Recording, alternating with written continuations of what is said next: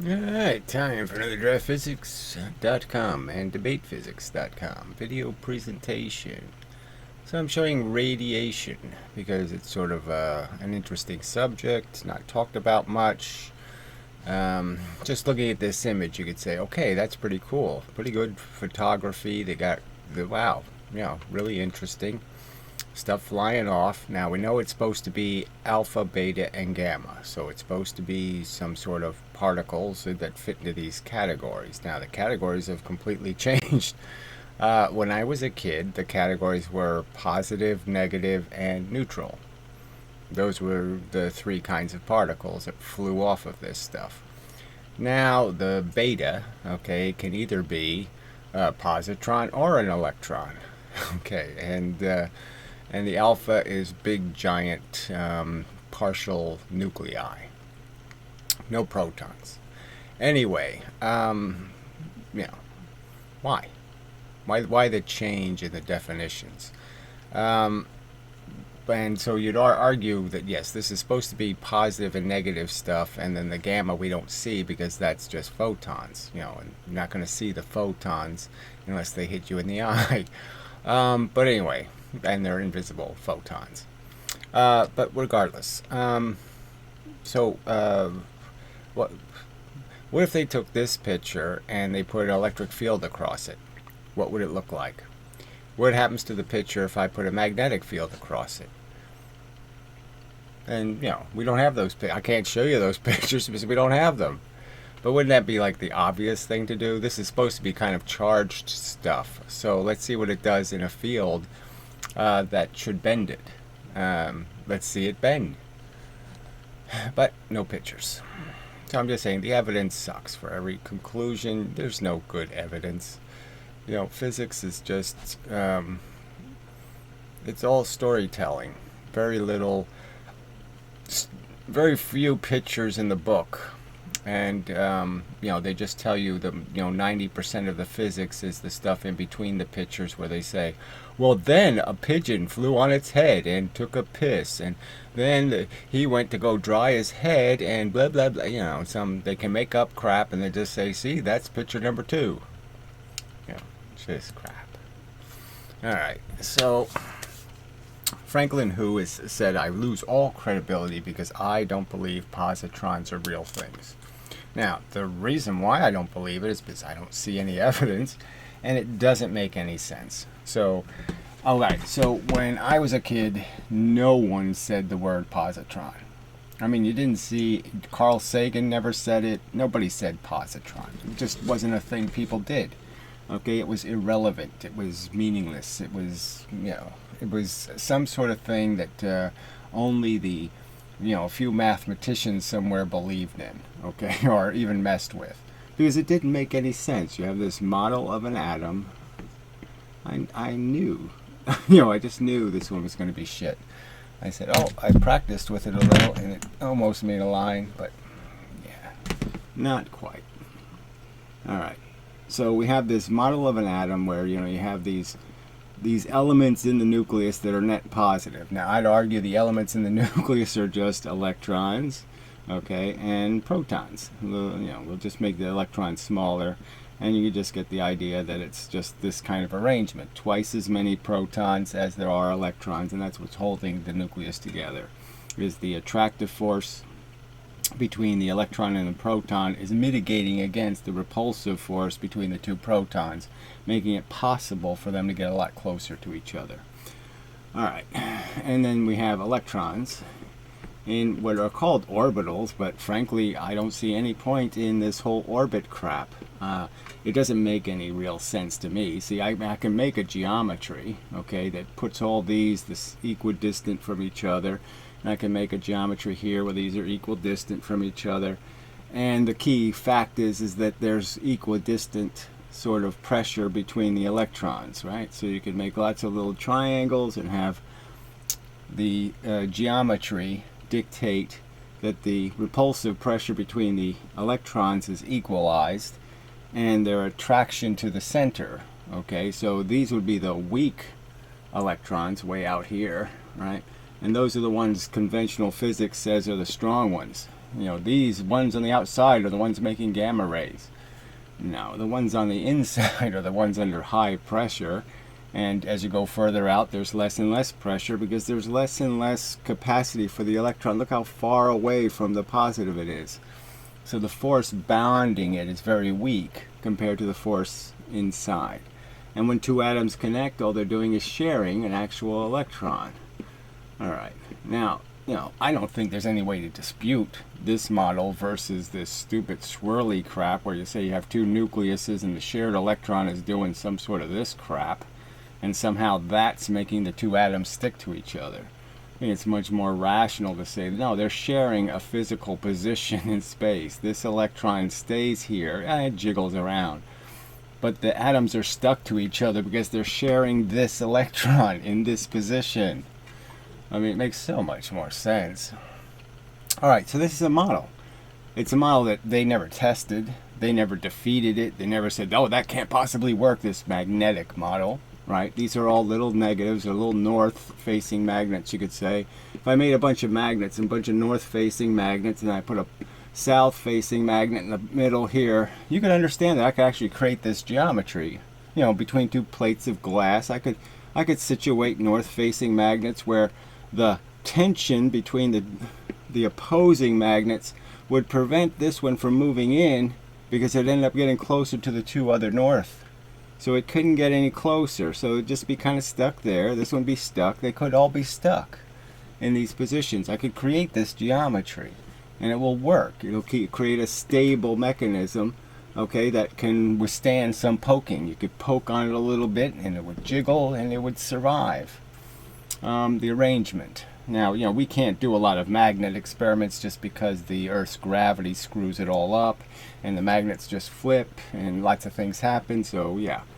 But theoretically, if you could make a monopole magnet, you know, we could do this stuff, you know, where we could just arrange things in physical space and they would stay there. But anyway.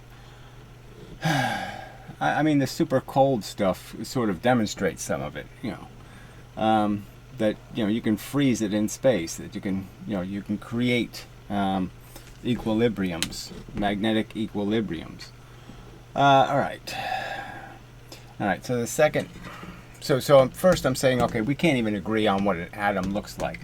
So I'm just saying in this model of the atom that I was taught, there's no positrons. And so I'm just asking the question, okay, you're saying when that stuff decays, there's a bunch of positrons flying out.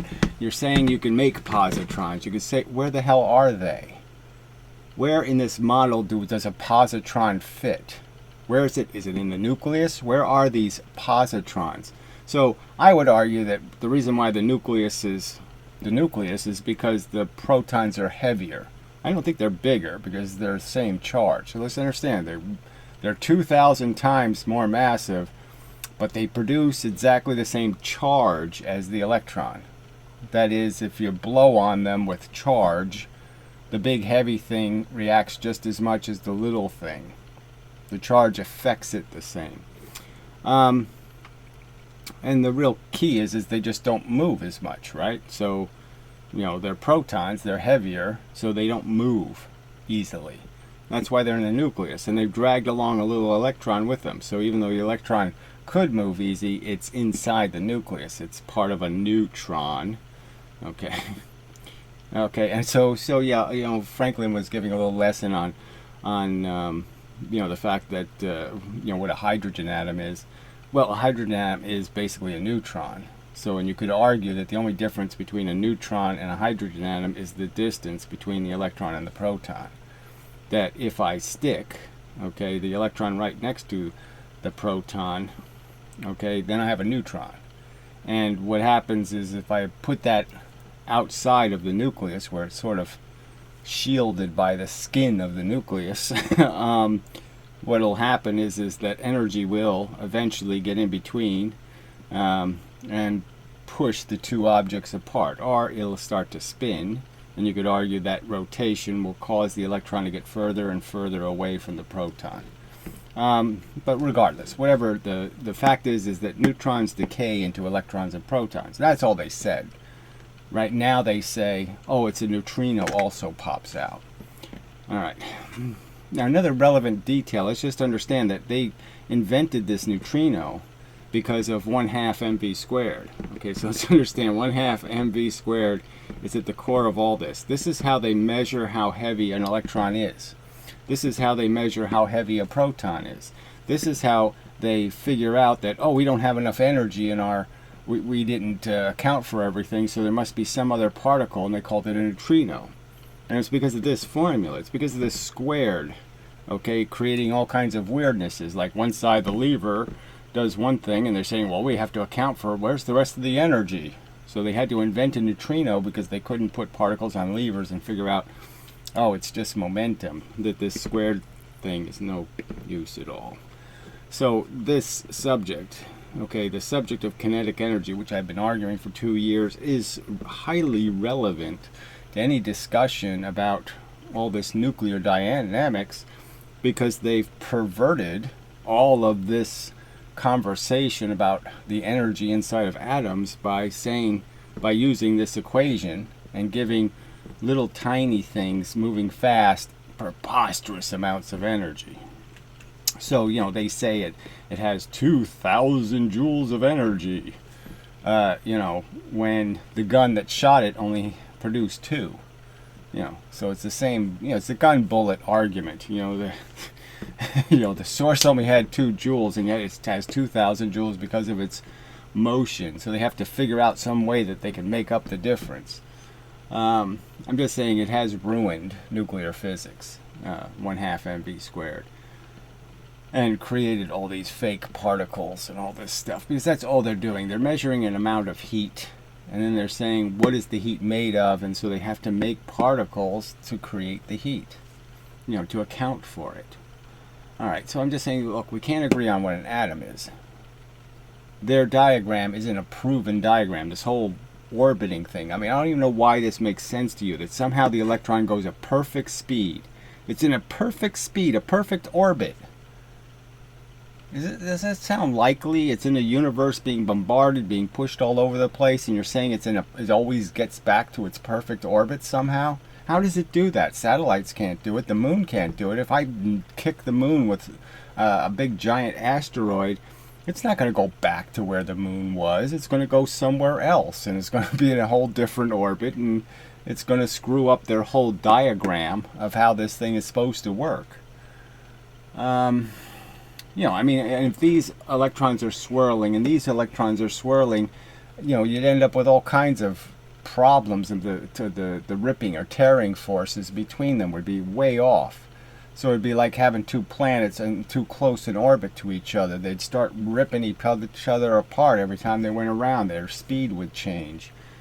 And it can't make any sense. How does it make sense to you people that these electrons in this orbital could be spinning one way and these can be spinning some other way, and there's not going to be all kinds of crap happening where they're not going to be able to stay in that energy level? So anyway, all right, so the other indicator that this is all bullshit, okay, they never proved that their model was the only possible model. None of that ever happened. Okay, they just chose one and became fanatics for that god. All right, the god of the whatever, the speeding electron, or however you want to describe this atom that is dependent on having a bunch of stuff moving all over the crap place. Yeah. Again, sorry, it doesn't make any sense to me. Never made any sense to me. As soon as I heard it, I said, "What are you talking about? Why would these 2 atoms stay connected to each other if the electron is sometimes way the hell over here?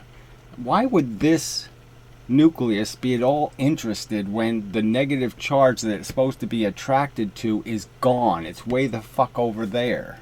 Why would this atom stay together? Why would this one stay here? It would get hit with some kind of energy. The energy would say, let's go someplace else.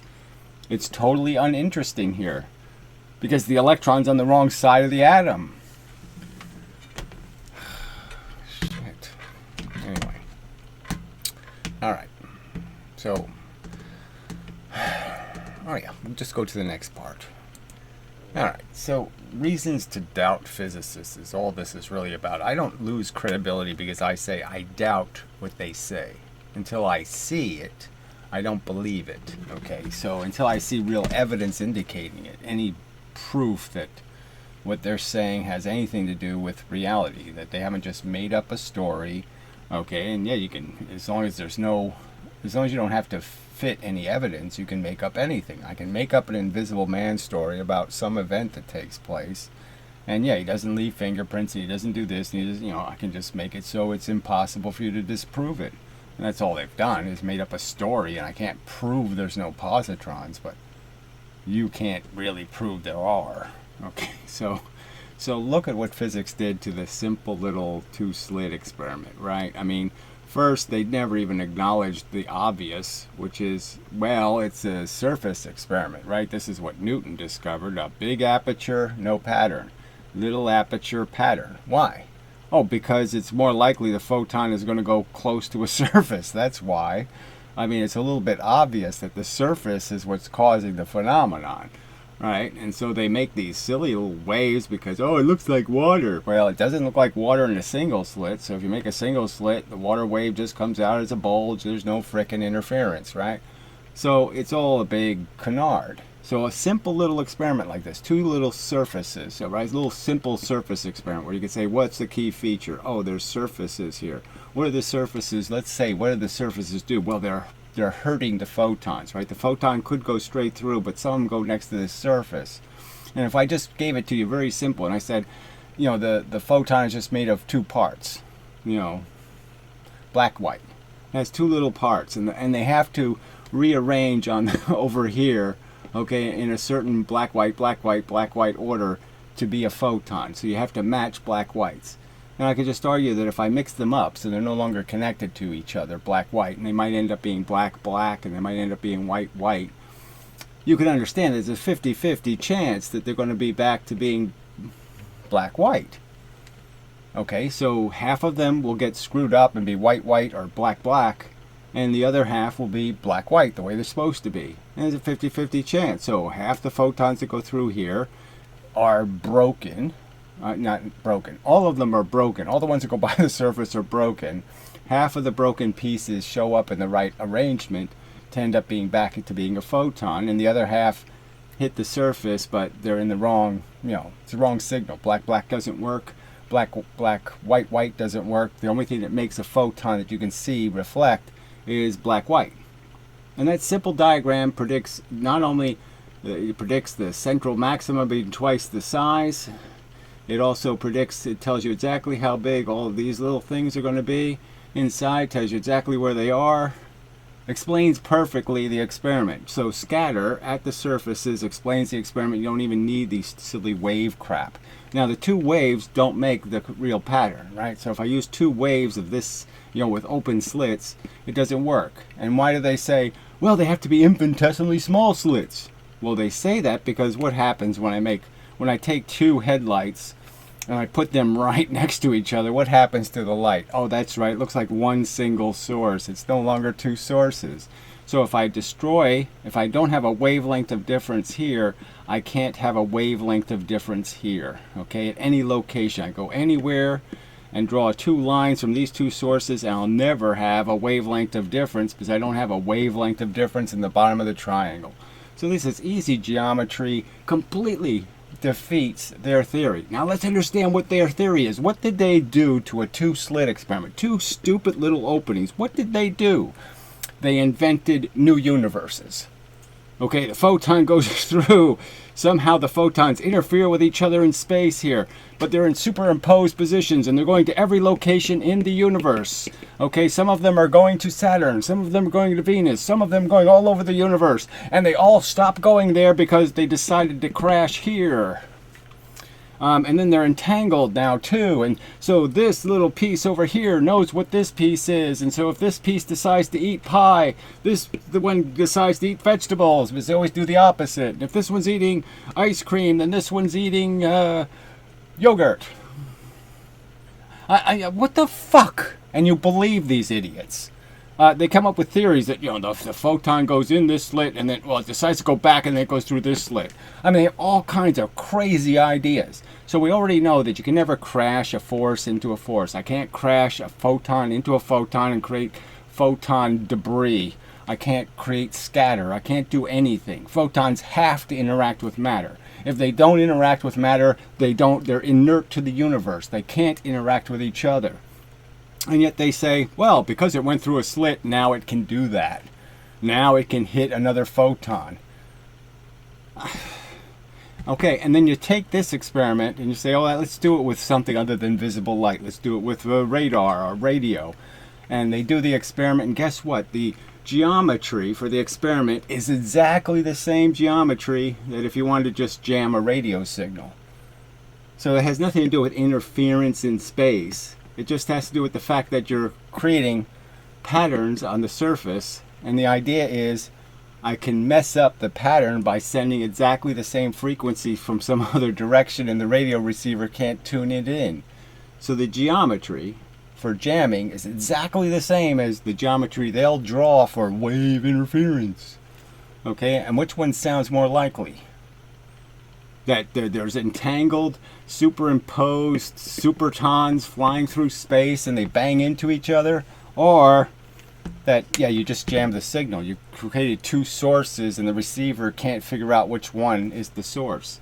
Now, if I use a directional antenna, I can get both signals back. So if I use a directional antenna, I get 100% of the photons here. I use a directional antenna, I get 100% of the photons here. So obviously none of them are interfering in space, because none of that could possibly have happened because I get 100% of the signal if I just get rid of the one jamming it. So I'm just saying, you trust them about all of this crap, Higgs bosons, positrons, neutrinos, whatever the stupid little shit coming down, raining from the sky, the mu mesons. You trust them. I mean, I showed that experiment where they detected the meson because it makes a flash, right, in a scintillator. So it makes a little flash of light. I guess I have to go up here. So it makes a little flash of light when it comes into the detecting device, and then it makes another flash when it decays. And guess what? The decay flash looks just like the trigger flash. So they're saying that, look, it showed up and now it decayed. Well, if the decay flash looks exactly like the arrival flash, why couldn't this just be another muon that just arrived? Why is this decay? Right? It could just be that you're seeing the ones that arrive and you're never seeing any decay event. I mean, it's so bad. I mean, this physics is shit. And you're telling me I lose credibility because I say they're silly Copenhagen, they're silly many worlds, they're silly shit that they make, their entanglement, and the photon doesn't know where it is. That is such a pile of crap. And the fact that you fall for it, okay, it's worse than a Jesus story. It's just such crap. Then they made it up. There's no hard evidence of any of what they say. There's no visual evidence. There's no evidence. You're just believing the stories they tell you. And you think it's credible. So when they start talking about their positrons and all this other crap, gluons, puons, zoons, I mean, it just goes on and on and on about make-believe particles that make stuff come towards me. I throw the particle, and guess what? The other particle comes towards me because I threw the particle at it. Too stupid. And you say, I lack credibility. I think you, as a faithful believer in any crappy story they tell you, you're the dupe and the fool for saying, oh yes, I believe. I don't have to see it. Okay? Just tell me the story and I'll believe it. And that's all you people do. It doesn't make any sense. The fact that it doesn't make any sense doesn't bother you. You listen to them talk about what's happening in this two-slit experiment and you really think it makes sense. That all of a sudden photons can bang into each other. That they don't know where they are. Okay, they're in this three-dimensional universe we all live in, and you're saying, like, my hand all of a sudden could be a photon. It just in nowhere. It's over here, it's over there, it could be anywhere. It's here and it's there. You really believe that shit? So, all right. I don't know if I have to. I don't. Should what? All right. So I'll just. I don't know. I don't even know how. All right. I'll just do a little bit on nuclear physics. But I mean, you don't doubt these stories. All right, so let's talk a little bit about the famous electron gun, okay? Because this is the origin of a huge amount of nuclear physics. All starts with the same simple device. All right, so let's understand first how matter works, right? So I have a piece of matter. It doesn't matter what the substance is almost, except for something like titanium. But any normal substance at a normal temperature, room temperature, little molecules hit it and bounce off of it all the time, and they oxidize it. Okay, little pieces of oxygen will combine with the surface, and you can see it happen. Right, you can clean a piece of copper and you can almost watch it change color.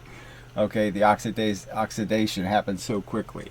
All right, because of merely the fact that atoms, single atoms, light bits are in the atmosphere, and they'll bang into it and they'll pick up pieces of it and they'll leave stuff behind, and there's all kinds of chemical reactions happening. So let's understand, just under normal temperatures there's a ton of atoms leaving surfaces. That's why we smell, right? Is the the air has to come by, pick up the stink, and put it back into the atmosphere. So it's picking up stink off of you all the time and shooting it into the atmosphere. So the atoms are, this is ejecting matter all the time, and it's collecting other matter. So it's collecting crap and it's ejecting crap all the time, tons of it, enough of it for us to be able to actually smell it. So just imagine how much something must be interacting, how much crap is going on that surface for you to be able to smell something 10 feet away. Come on, it's got to be a huge amount of chemical transfers taking place. So anyway, so here's the theory. So I take a little wire and I heat it. Okay, so I make it red hot, and then I put an electrical potential across it. Doesn't matter which way it goes, and I will shoot, okay, charged particles, they say. Well, so here's the theory, right? We know that electricity, electrons do not like to fly, okay, at all. They hate flying. Okay? They don't want to fly anywhere, and they need a conductor to be able to go anywhere. So if I have a charge potential, so I have a bunch of electrons piled up on this side. So maybe we'll do the blue and red thing. All right, so I have a pile of them, and protons on this side, showing their face. So the electrons have moved back here in this case. All right, so the red is showing the proton face, and the little reds are way back here over here because I've piled a bunch of electrons on the surface. All right, and so what's happening if I take this surface and I heat it? And well, first let's just deal with this argument, right? If I create a vacuum here, all right, so there's no atoms, nothing. I've taken all the atoms out. The fact is that's a perfect insulator. And these electrons, even though they're supposed to, they're just piling up here, hating each other because they're so close to each other. They're really repulsing. But the fact is, they still see this red. They still see the protons back here enough to say, I'm not going anywhere. And it doesn't matter how much I pile them up, they're not going to go across the gap. They're not going to jump to these protons. And the reason why is because they really can't see the purple, because they're in it. They're in the purple, so they can't see the purple or the blue, right? And all they're really seeing is that I can still see the proton. I still see it. It's still over there. I see it. So that's why they're clinging, is because they still see this proton that's really close to them, and this one is way far away. So even though there's a whole bunch of them over here, they're so far away, and this one is so close, they can smell it. All right, so that's why they hang around. And they can't see that they're in this. So let's understand that what's really theoretically happening is there's a bunch of force that repels electrons, right? The repulsive electron force coming off of here. So it's like a stream of repulsive force to electrons. So if I put an electron here, he would know, oh, I'm going this way. Because now he's way far away from this. He's definitely going this way. And he's going there with a passion. So if I throw an electron right here, he'll know which way to go. But the ones here can't really see that. So it's not until you push them off the surface that they get in the stream, so to speak, right? Because they're making the stream. You know, they're participating in the making of the force, and they can't really see it till they get above it, and then they feel the wind, right? So they're fans blowing, and the fan doesn't feel the wind until it gets up here where the wind is blowing, and then the electron will shoot across. But in this example, it's made clear that, wow, there's going to be a lot of crap flying. So, no, I didn't get to the heat argument. So electrically, that's what happens. Space is an insulator. And the only way lightning happens is lightning basically, you know, the cloud sits up here and the ground sits down here. And it has to basically make a conductor. So it gets a bunch of atoms that line up, you know, ions. So I make a negative ion, negative ion, negative, you know, these are positive ions, okay? And negative ion, negative ion, negative ion. And then the two bridges of ions meet, and once they meet, then you got the, you know, the full flash, and that's it. And you can sort of see it. You can see lightning going up, and then it's got all kinds of tendrils, you know, going out in all kinds of directions, and it's doing the same thing here. It's tendriling and tendriling and tendriling and tendriling, and then it finally finds enough conductor, enough atoms for the electrons to shoot through. So it can just do the, you know, atom sitting here with a, you know, the electrons here, and you just push an electron into this electron goes here, the next one, next one, next one. It causes the chain reaction flow of electrons without disturbing the atoms too much. But obviously, so much current goes through that it blows all of those atoms into ions and, you know, just make a big mess. But anyway, it evaporates the conductor in the process of fixing this huge differential in electron-proton pressure.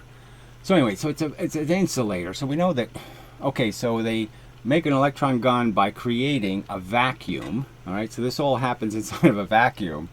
And a vacuum is supposed to be completely inert to electrical charge. That is, it can't transfer in a vacuum. So there'd be no lightning, thin atmosphere, no lightning. The thinner I make the atmosphere, the less, you know, water molecules in it, the less molecules in it, the less likelihood of creating anything called lightning. So I need matter, I need a conductor for electricity to move, for electrons to move. And so in this case, what do? We heat up the wire, okay, so we create a whole bunch of agitation and jiggling. But aren't we going to be jiggling atoms too? Isn't the fact that if I make something hotter, right? You can buy these at the store, right? They're little heaters, and they heat up a little bit of goop, and the goop smells more, right? So the more you heat something, the more atoms are interacting, the more smell that you're going to make. And so wouldn't it be logical for you to understand that, well, this gun, okay, so I heat this up and I put a charge potential, that there's going to be a lot more than just electrons flying in this space, right? That's not going to be the only thing flying in this space. There's going to be a ton of ions, a ton of pieces of atoms, and all kinds of other stuff. This stink is going to go across this gap. And there's going to be a lot more of it. So let's understand, when they say it's an electron gun, no, it's a lot of shit gun. It's a shit gun, okay? It's throwing a lot of stuff. Yeah, there might be some electrons, but frankly, again, if there's a whole bunch of crap flying around, the electrons like to stick to crap. So they're going to probably stick to crap. But anyway, so, you know, so right here we have a very dirty beam.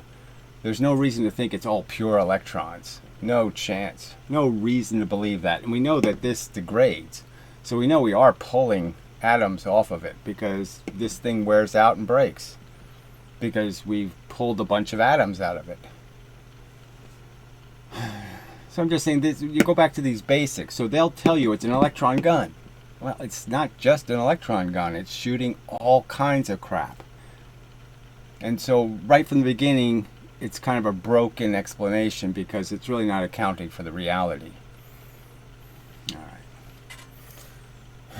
All right, so then I can even just talk a little bit about even the cloud chamber, right? Because you look at the cloud chamber images and you see this stuff shooting off.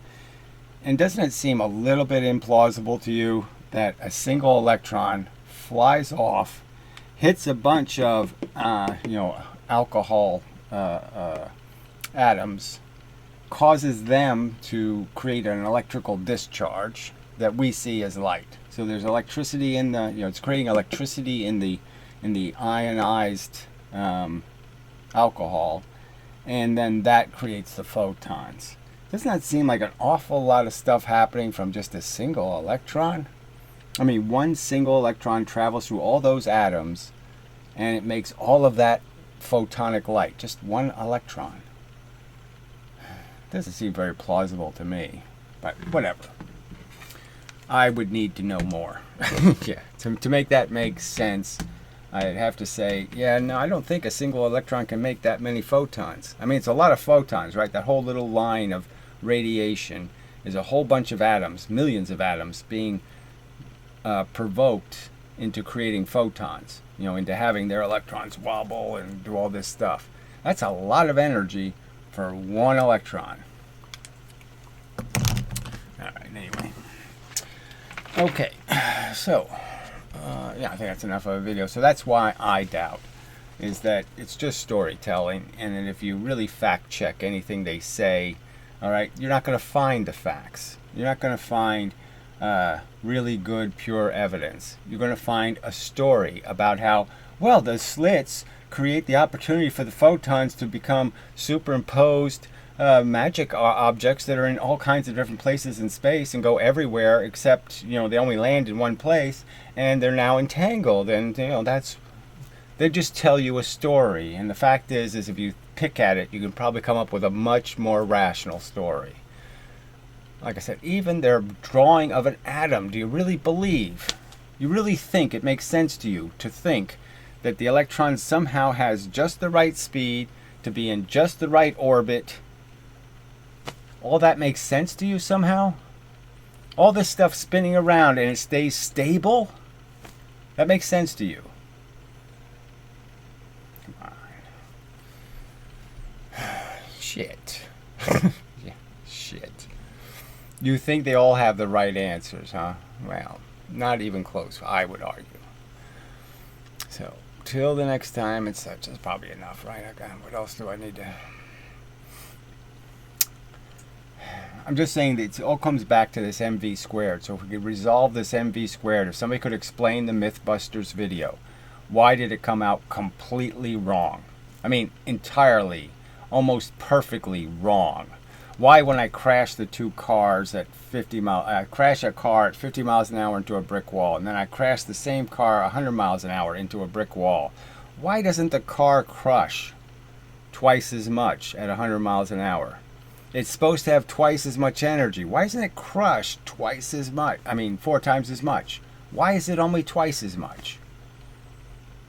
I mean, can you explain why?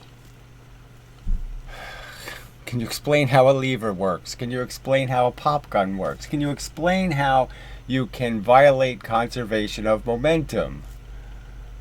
Shit. No. But I'm just saying, so the MV squared pollutes all of nuclear physics. So all of it is polluted. The weight of an electron is based on 1/2 MV squared. The weight of the proton is based on 1/2 MV squared. All right, if they used regular momentum, they'd have a completely different understanding of its energy and therefore its mass. Completely different numbers.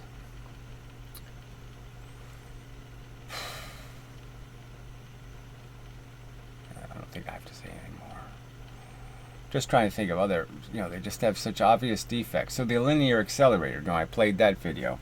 And it's very curious because, when they're at low energies, when they're not accelerating the particle faster and faster. And let's understand, it doesn't go any faster.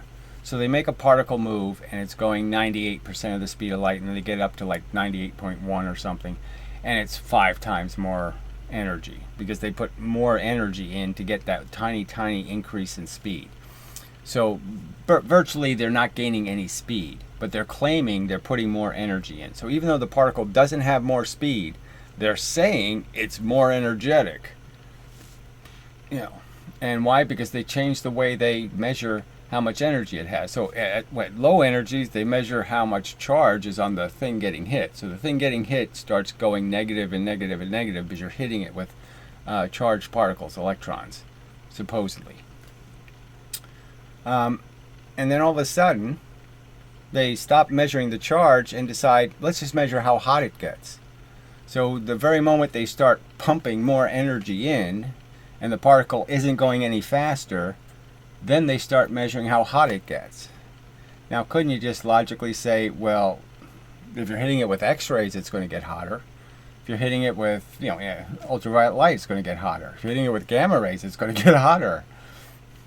It doesn't have to be electrons anymore. These are, obvious, in my opinion, obvious defects in their logic. And why you people are so confident they've got the right answers. Why? Why are you so confident when the evidence is so pitiful? Again, 300 years ago, they decided, it takes 4 times as much fuel to go twice as fast. And they've never done an experiment to show that happening. 300 years. Didn't do the experiment. I could say again, they've never done the Eddington experiment, a fundamental, basic experiment. Simple as hell. 5 minutes of satellite time. And they've never done it from space. 400 times better resolution. Never done it. And that's the physics you have confidence in. Fuck. Shit. Fuck, shit. You people are just so fucking stupid to fall for this crap. Enough. God, it's so depressing. Planet of dupish morons. Alright, so which one of these do I use? This one? Yeah, I think that's it. No, that's the wrong one. I used this one. Yeah, that's the one. So again, look at that stuff. Now why, again, all they have to do is put a little electric charge, put 2 little charged probes across that, and then put a magnet underneath it, and let me see the same picture and see if it's doing exactly the same thing. Yeah, that'd be interesting. Damn interesting. You sure as hell could tell the difference between the alpha and the beta, right? Except for the beta that's supposed to be positrons. Fuck.